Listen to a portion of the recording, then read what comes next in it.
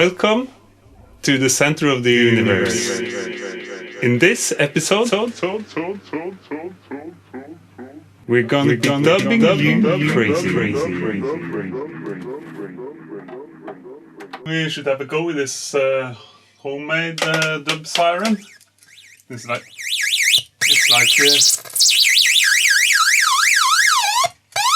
Ponsitak chick.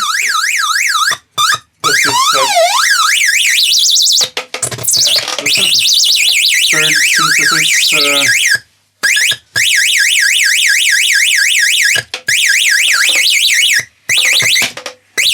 synthesis. Just like this bird synthesis sound. But if you give it a little delay.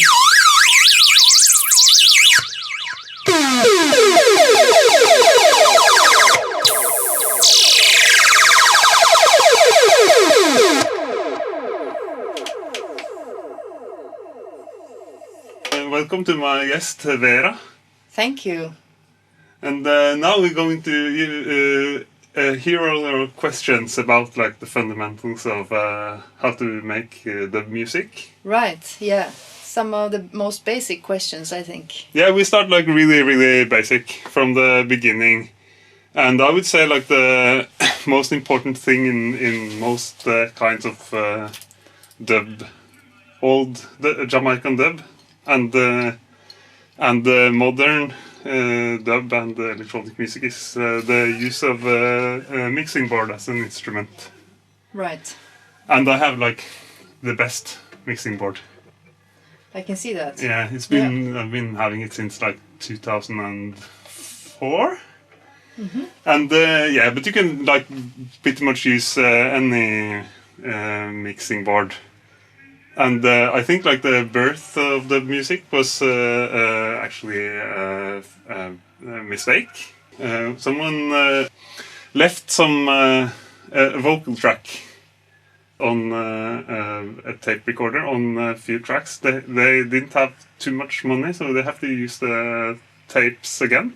Right. So someone forgot to delete a vocal track. They recorded a new track and then they got the vocals with a lot of reverb and echo on that mix. Mm-hmm. And then they found out that this was actually sounding really good. Mm. I'm not sure if it's a myth, but that's what I heard as the start of dub. Using it as a material. Yeah, it's like a sounding material in itself. Yeah, like classic Jamaican dub is like reggae tracks and you play around with the mixer. Mm-hmm. And you add effects. Mm-hmm. So that's what I was thinking about. Just like start with just like the basics. Right. So how to do that? How do we begin if we want to do something like that? Yeah, first we have to have sound out to speakers. Mm-hmm. And then now we have it's the wrong channel. It's been going through my sound card to be able to record it. But it doesn't have to go through a sound card. It could just like go straight out to the speakers if you're not recording anything. And then I found a record with 100 Sonox jingles. So this will be our sound source. Now this could be the first sound source. Mm-hmm. And then we have to... This is from a preamplifier. Just so we get sound from the record player. Yeah.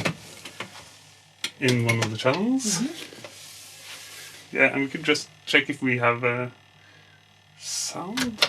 And why don't you choose? Why don't you choose this? Why do you choose this one? Could you choose one of these other line in also, or? Yeah, you could. This is any of those. Yeah. Or those. Yeah. But this is mono and this is stereo. Mm-hmm. So we use the stereo since the record player is stereo. Right. And if we want to add some effects to this, then we have to like send the signal. Now the signal goes from the record player through the mixer and to the sound card and out in the speakers. But if we want to add some effects, we could either like put this cable through some effect pedal, mm-hmm. or we could use the send return Right. So, but when you talk about the effect pedal, then you're talking about like another effect in addition to the effects that are within this mixer, right? Yeah, this mixer doesn't have any effects. Oh, it doesn't. Oh, but I some see. mixers have. Oh, and okay, then yeah, and then it's like this is Okay, like I see. really, yeah. Yeah, makes sense. And but now I've borrowed from my friend Thomas. I borrowed this effect pedal. Oh yeah, It's that looks like a nice one. Yeah, it's an old, very good classic tape delay, space echo. Then we have to introduce some more cables. On most mixers, analog old mixers, there's like FX send. Send? FX send. Effects send. Yes. So we go from that, and we go to the external effect, and then we go. Can you see this cable? No. This is the output. Yeah. No. Can you see this cable? Yeah, we That's can see that that one. cable. Yeah, perfect. From the output. And then we go back into the mixer on the channel. Uh-huh. And choose a channel. So this is the classic send and return. This is the classic Connection. send and return. Right. And it could be used for like all sorts of things and all sorts of musical styles. You could add like just basic reverb to anything. Or you could make like harsh noise music with this kind of setup. Depending on how much you turn up the effects. Yeah, if you turn this thing on, the important thing about the send and return is that if you send the return track back into the send and return, you get the feedback. So then you have to like watch that. This is the return track. Now this is the return track, and when you turn that off, it's supposed to be off, and the send is supposed to be off. So we don't get the feedback loop. And we have to turn this up to get the sound from the send and return. And then we have to turn the send of the record player. So now we should have some, if like, yeah, now we get the nice. external effect, which is this one. Yes. And like, not too much. Yeah, here we go. Oh, here we go. That's a sweet echo.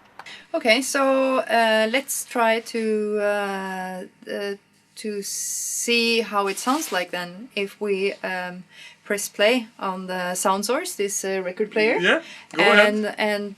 And maybe start twisting some knobs or Yeah, something like that. yeah, that's good. Yeah, Yeah, it's like the. It's safe now to press play without having any feedback situation coming up, or we could like just try. We could try to make some feedback. yeah, okay, Just to see under control. Yeah, on the mixer. Yeah. Just to see what happens if you do like the harsh noise. Okay, the version. The harsh noise send and return. So And then you don't have to don't have to start a regular Okay. play. because there's already sound You could in there. just like I don't know if you. So what do we send? What kind of signal is now going through this mixer and the echo box? It's just like the background noise should be like, but if you turn it loud enough, it should be able to feedback. Yeah, there you go. So it's generated. How is that generated? I think it's like at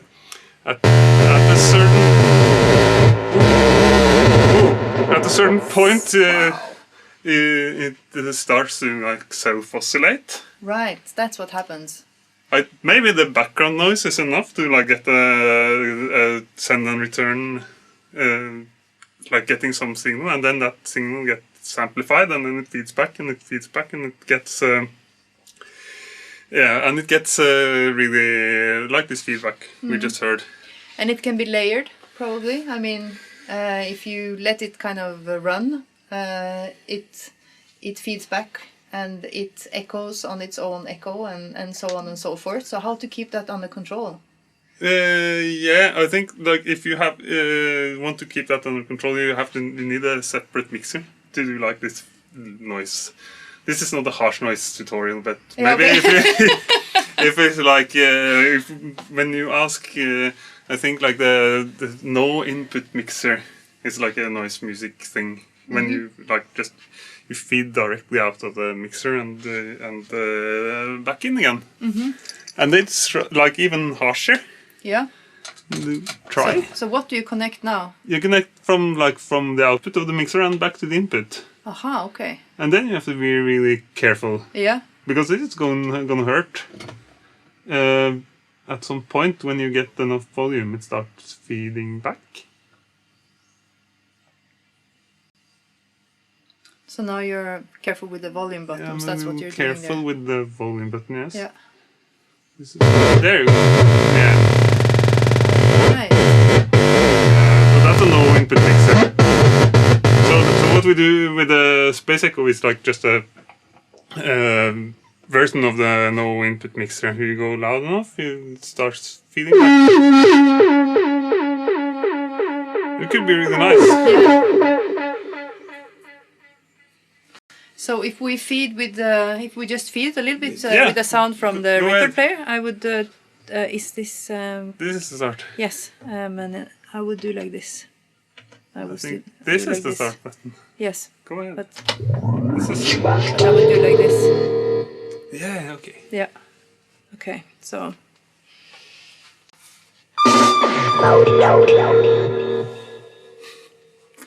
Okay. So now. We can do like this, maybe a little bit more here. And then we can start to turn on these buttons, or... Yeah, this is the... This is the Roland Space Echo, and this is the input volume. And this is the repeat rate. It's the tempo. Yes. Tempo of the how often the echo should be generated, you could say, or yeah, I think it's the tape, the speed of the actual tape. You can see inside here, it's the tape running. Oh, I see. You see? Wow. See that on the? You don't see that on the video. Here, you can see the actual tape running. The tape is running. Yeah. And that's the play heads somewhere around here. So what is that knob does is like adjusting the actual tape speed. The other one is the intensity. It's how many repeats you get back. Okay, so that's the one that is maybe answering the question that I just had. But we should, maybe if we listen, and then it's possible to understand the two. Yeah, of course, we can try them out. Yeah.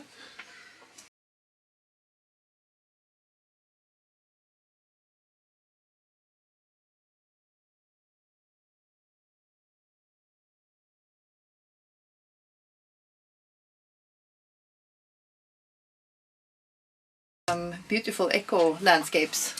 Yeah.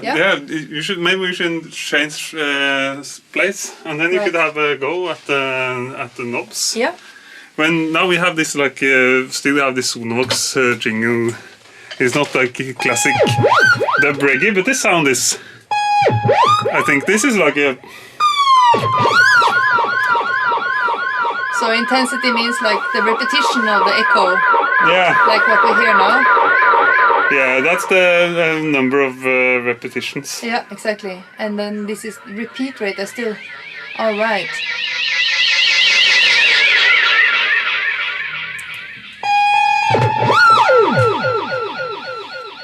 Yeah, that's basically the speed of the tape. Yeah. That we filmed. In there, in this box. Yeah, in this box. That's the speed of the physical tape.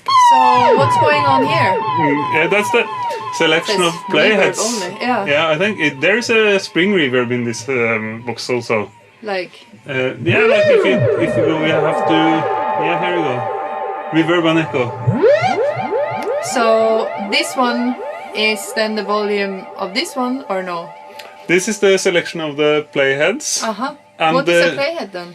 There's a record head that writes the sound of the tape. And is the playhead. It plays it back.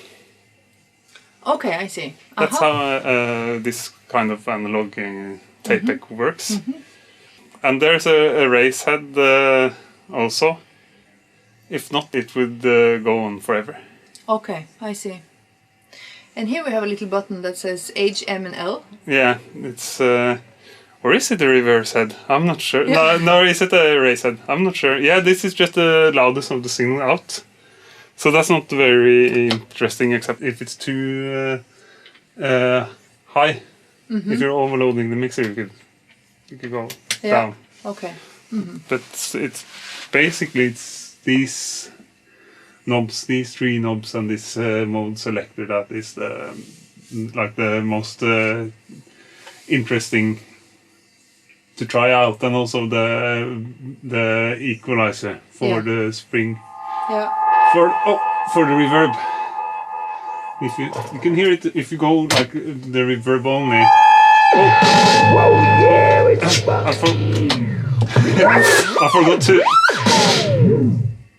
I forgot to turn off the. Yeah, try again. On. Yeah, reverb and just like find the sound and try. That's just the reverb. It's like super nice spring reverb. Right.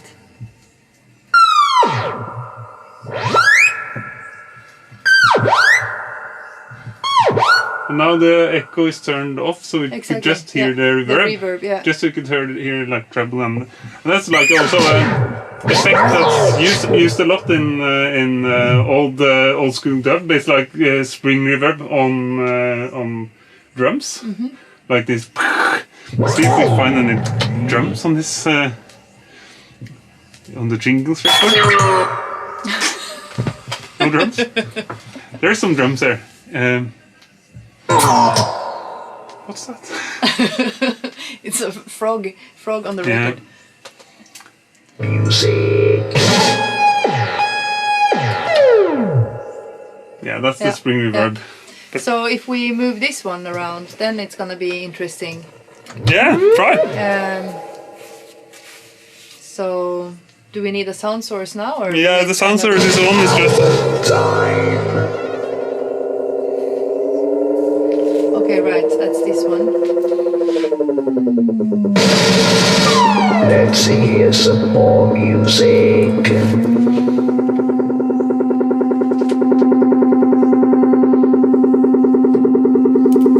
Yesterday.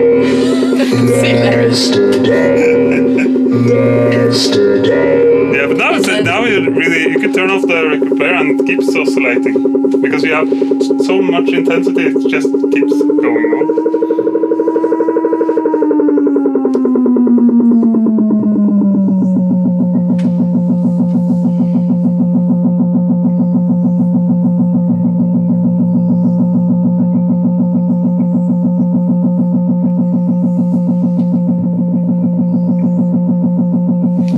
And then what happens if I do this in the middle of this sound? Try.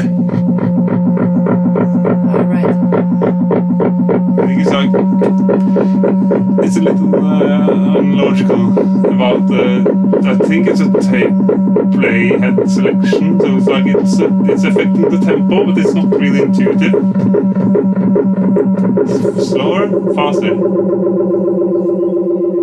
That's nice.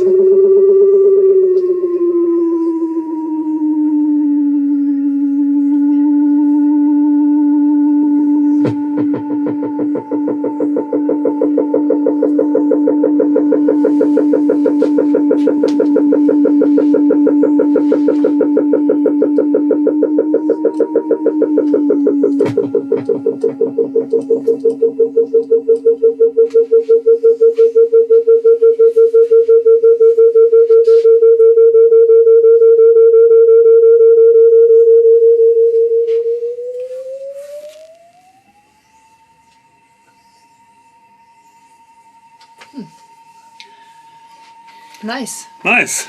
Nice sounds. Okay, this is like amazing, this box, but I assume it's really pricey to get hold of something like this. So if I'm on a low budget and want to work with echo, do we have a more affordable version and maybe also more portable version, because this is also really heavy? Yeah, this is super heavy and it's super expensive, but and it's not mine. I got it from Thomas. Thank you, Thomas, for lending us this. Yeah, Thomas is a good guy. Great guy, yeah. He is making like mostly indie rock, but he's a master of echoes. Yeah. But it's like two options. It's like the pedal version of this is also from Thomas. Oh yeah. Which is... It's also Roland. That's the same thing, yeah. but it's the pedal version. You can like, see it. Miniature size. Yeah, it's the small one. Now we should put something, maybe we could just like this. Yeah, that's nice. And that's also from Thomas. Thank you again, Thomas. Yeah. And it's like basically this, but it's smaller and more affordable. Compact, and it's like guitar pedal size. And you could try. It's like this. So what did you do now? Now you're connecting it. So I'm connecting it. I took out the output from this. Yeah. And we have the output from this instead. Yeah. And the send from the mixer. And we go in here. Which is the receive. Input. Yeah. Yeah, so it's like sending from the mixer to the pedal and back to the mixer. Right. To make this effektsløyfe, as we say in Norwegian. Effektsløyfe. Effektsløyfe. Yeah. And it does like basically the same thing. I mean, we could try it. Sounds like pretty. Okay, so how are we with the... These are liksom similar to the ones that we saw here. Yeah, it's exactly, but the mini bass, treble and reverb volume. It's exactly repeat rate, intensity and echo. Exactly the same as we have seen on this big one. And even this like playhead selector. Yes, exactly. Look at that. But it has something that this one doesn't have, which is like a really, really great feature that I use. When I borrow this from Thomas, when I play synthesizer, I use the tap tempo. It's like, it means that you could, if you turn off the reverb, you can hear that you can actually tap the tempo. That if you want to have a delay, it's going like 1, 2, 3, 4. Yeah. Then you can do that, and then. So it's like some sort of a memory inside of this box that. Yeah. Does that it remembers. You tap here and it remembers the tempo. And that's on the right side. That's on the right side. And what's happening on the left side then? It's turning the effect on and off. Oh, okay, I see. But if you use this one on the guitar, it's like if you turn it off, it's like instant. It's like when you turn it off here, it's instant. It's like there's no more fun when you turn it off. Yesterday. It's like, oh, I have to turn it on first. No, it's wrong. Yeah, now it's on. No, it's off. But the sound is still there. Yeah. Forget about that. Okay. It's better. Let's delete that info. Let's delete that. It's supposed to be like... No, it's still going. Yeah, I was wrong. Oh, it's a nice one. You could like compare if you go to this in the video. If you scroll back, you can compare the sound, but it's pretty convincing. Yeah, I would say. Yeah. Here we have a button that I didn't find on the big one, which is it's called the input volume.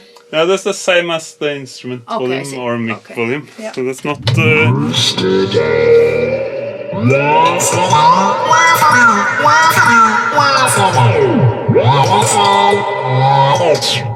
Yeah, but what I was supposed to say, is like a really, if you like go back to the start, what's the really useful thing about the send, is that you could like send, and you could turn off the source, you could turn off the sound source.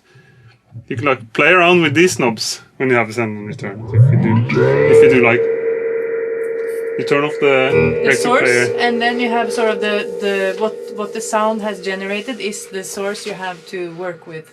Yeah, the sound is like that's the fun thing with the send, that which is also used in dub music. You just send a little bit and you let the echo do the fun, do the work. But that's more fun when you have another track playing in the background. Shall we try with another record? You have a bit of this and that over here. Yeah. So what about this introduction or demonstration? Yeah, it's like I think we have to go for the tracks on the computer if we do like really rhythmic stuff. Yeah. Because this is like only like let's see here, hi-fi stereo test and målopplære. It's a Danish test record, so it's in. Deilig. We could try.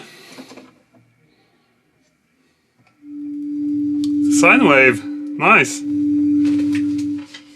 This is turning into a sound art tutorial.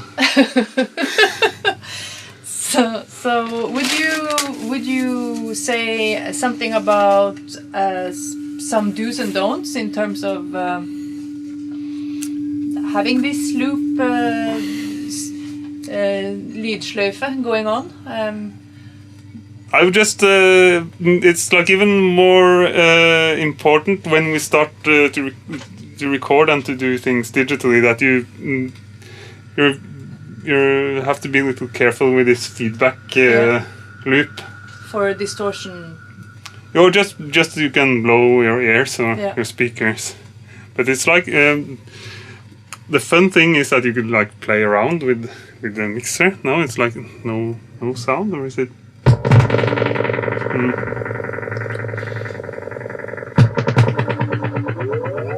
Yeah, sound waves are great. Sine waves.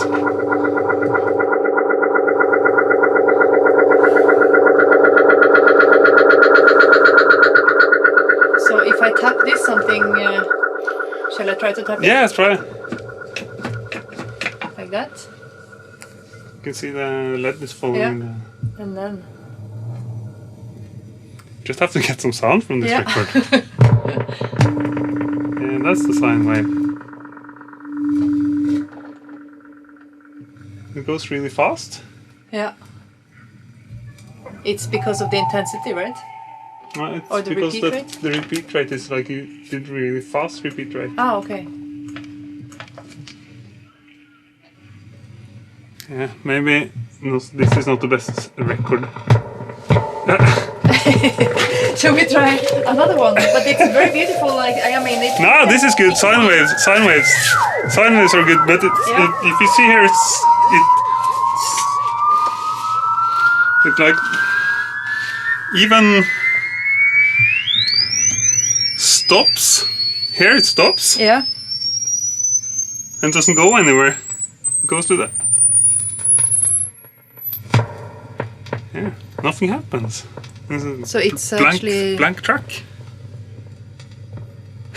Oh wow! This and but this is good. No?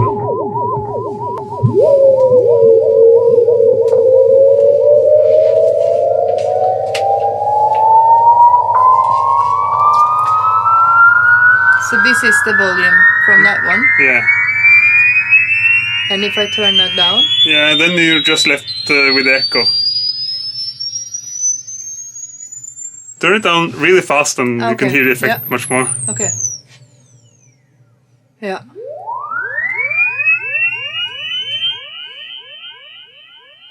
Right. So you're like feeding the effect. Mm-hmm.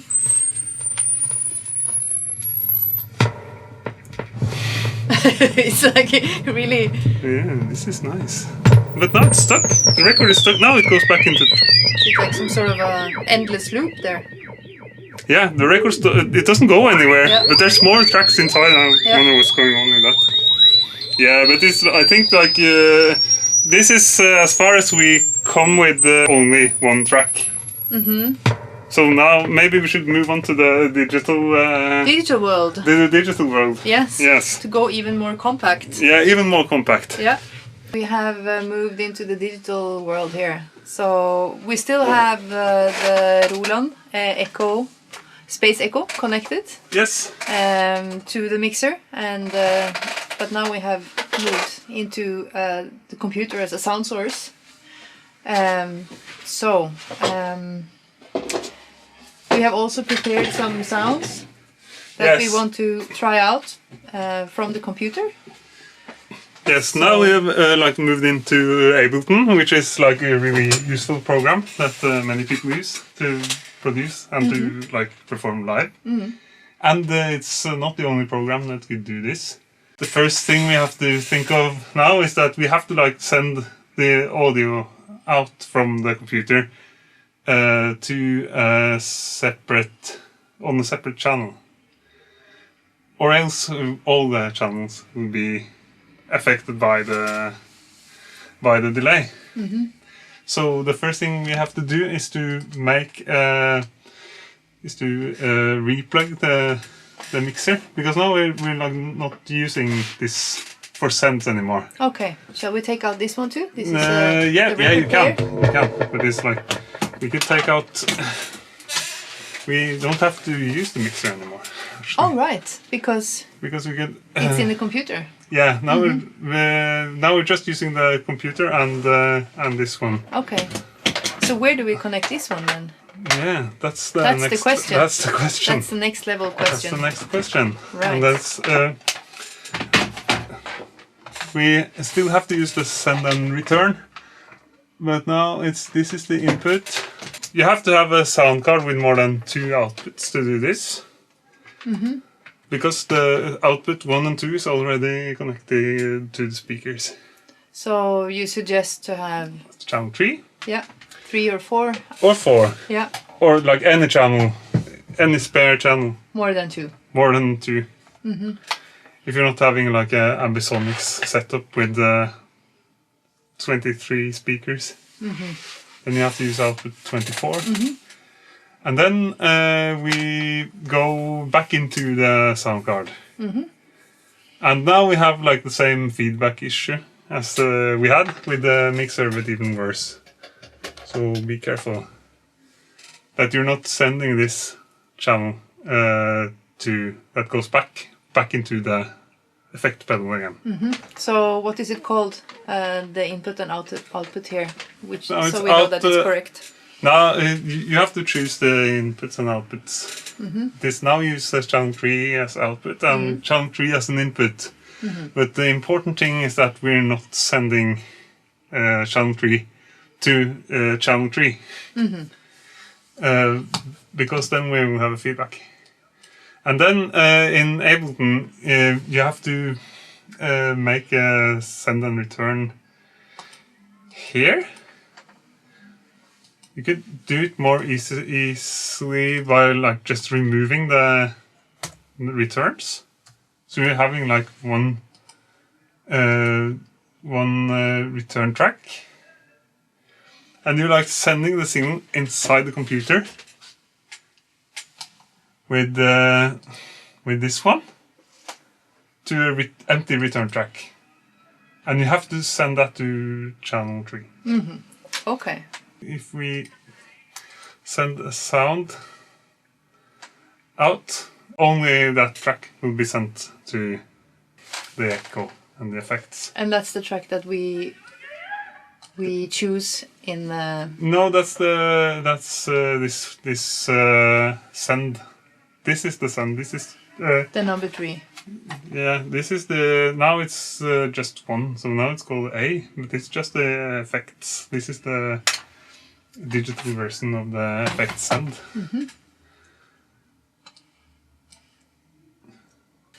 Yeah, but if you have some like pre-recorded material, a beat with some vocals or something, I would not like do this with a mouse.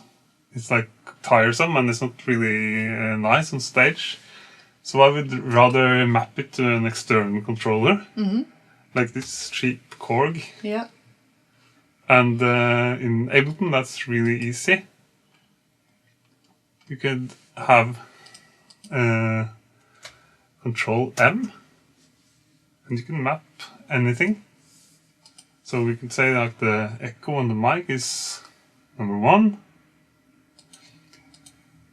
No echo on the echo return. And the vocals on the track is 2. The bass on the track is 3. The drums could be 4. And the synth could be 5. And then there's also a lot of other additional mappings one can do, but this will give us like a very good control of just like the synths. These 5 are the synths. So we could try if we go from here.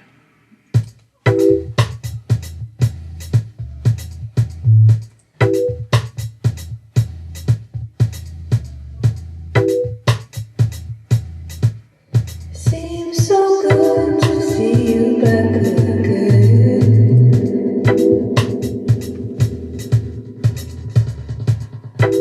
Now baby, it seems like a mighty long time. Like a really useful feature in Ableton is that you can turn stuff on and off with the F keys. Okay. So now it's like you can take the vocals out. And we can't do that on this one. We can if we map the M's. If we map some of this to, we can do that quite easily actually. It's like we can map this to. It seems like a mighty long time. Hello, stranger.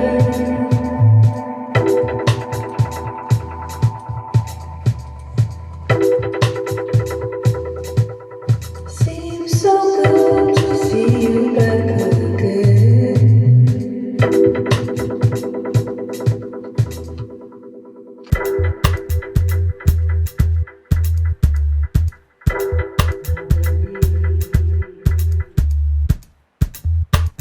It seems like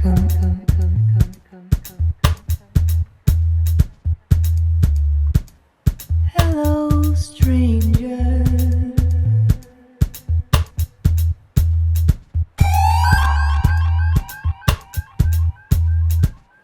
Seems so good to see you back again.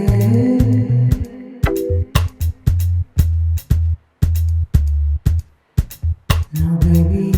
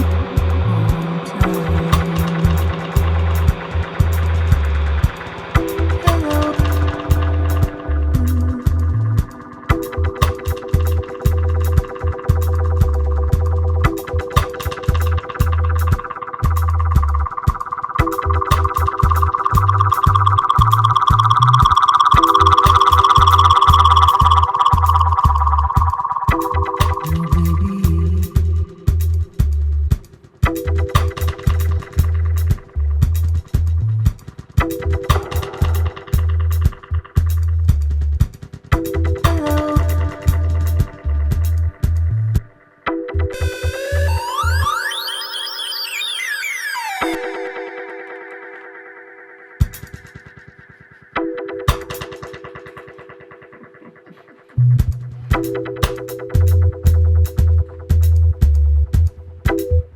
baby,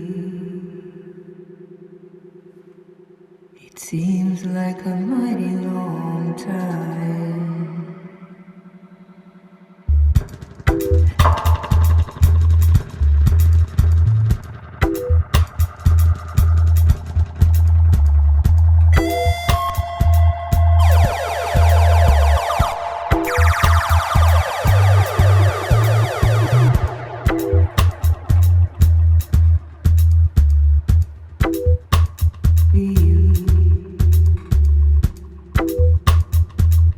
It's like a mighty long time.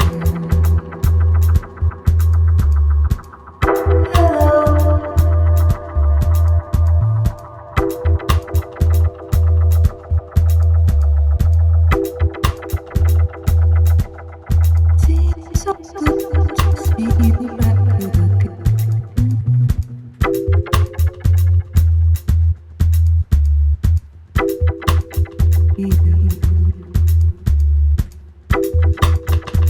Seems like a mighty long time. Hello.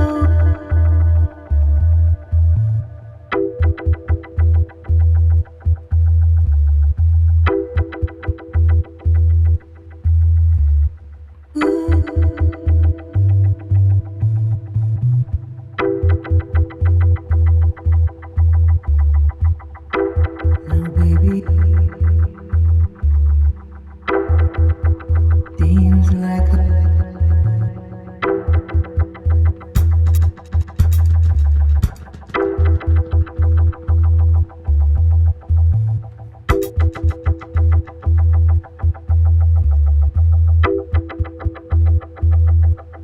seems so good to see you back again.